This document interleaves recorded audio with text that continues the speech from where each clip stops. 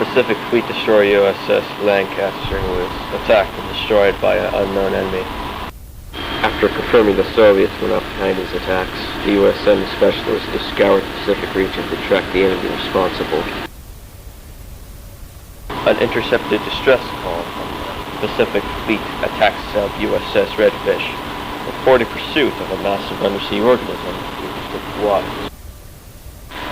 After successfully photographing the target's spine and tail from the ocean's surface, Redfish made contact and was destroyed. Reconnaissance picked up radio isotope emissions where hull collided with enemy creature skin. The flesh is recovered from the downed submarine, altering the Americans to the creature's connection to the nuclear bombings. It was found that this creature possessed radioactive properties.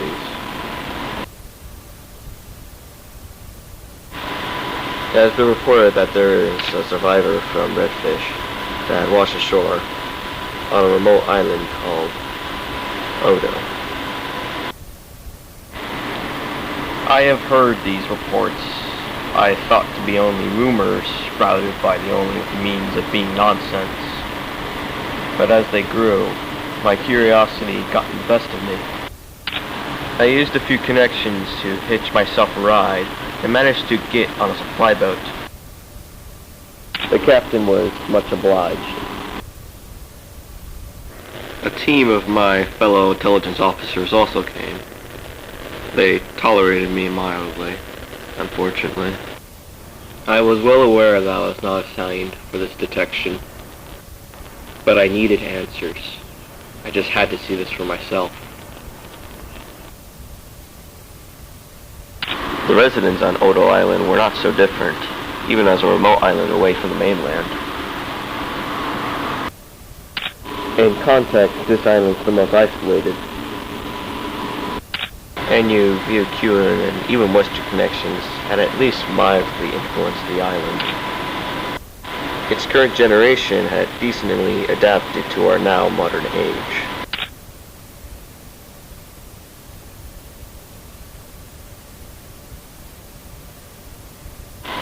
This is the house where survivor Redfish was being temporarily tended before proper medical help came.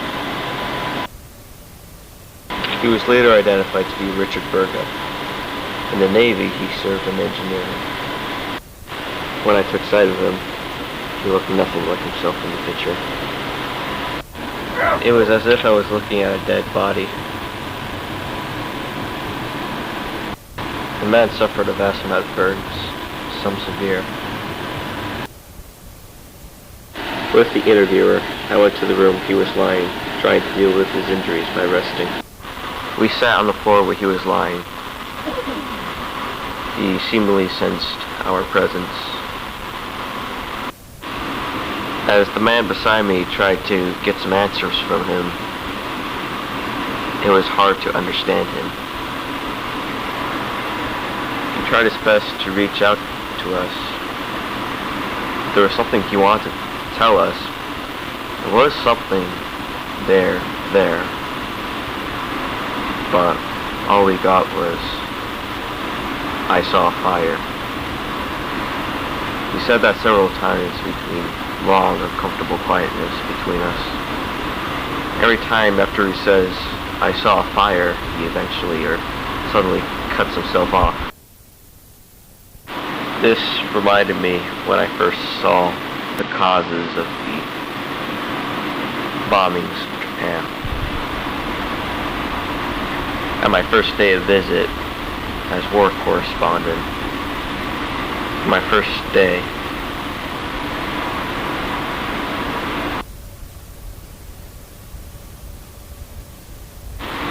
this man's injuries was only a portion compared to what I saw on the ending of the year of 1945.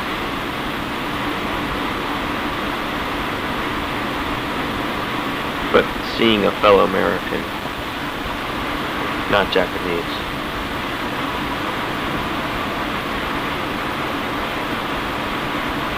just reminded me that none of us is truly safe.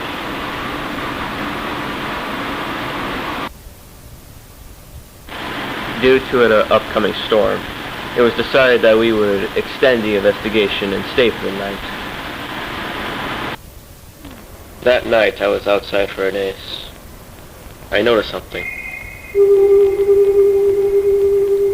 It was some sort of stone obelisk embedded on the shores. I went down there to take a closer look. Its design was unfamiliar. It had an inscription I cannot translate.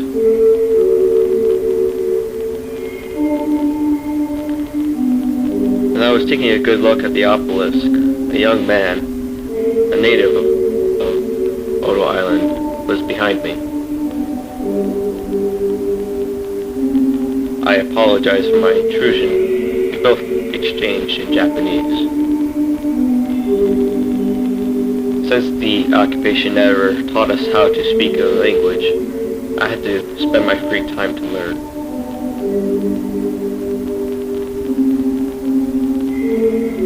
My Japanese was still rusty, but I understood and able to communicate him enough.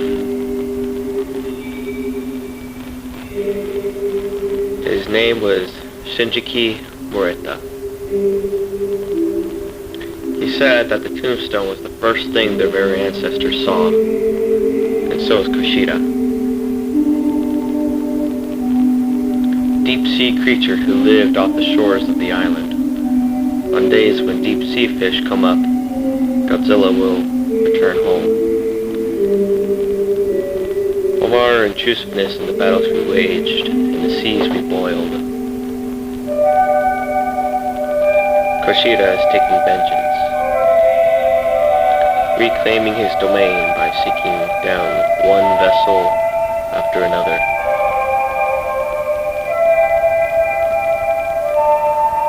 And that same night, my stomach was empty and my mind was full.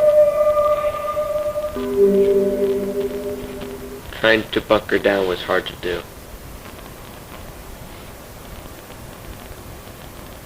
In a scenario like that, it's hard to sleep.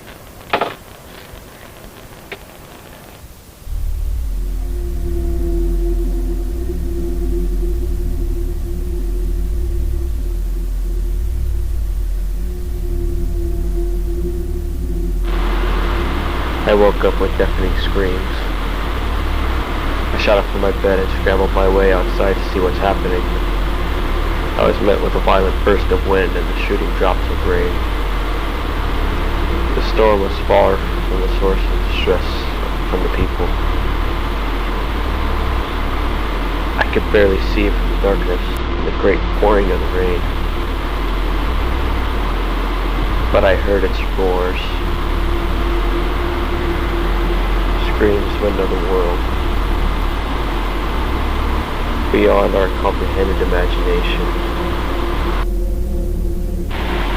I felt its every step sounding like thunder. Every movement I heard its feet meeting the earth. I also heard a house tremble. I then heard a familiar voice. It was Shinjiki's screams. I ran down there. I was soaked. But that was the last of my worries. I found thrown beneath the wet earth, pulled back by his neighbors from the destruction. Lightning flashed several times. And that's when I fully saw him.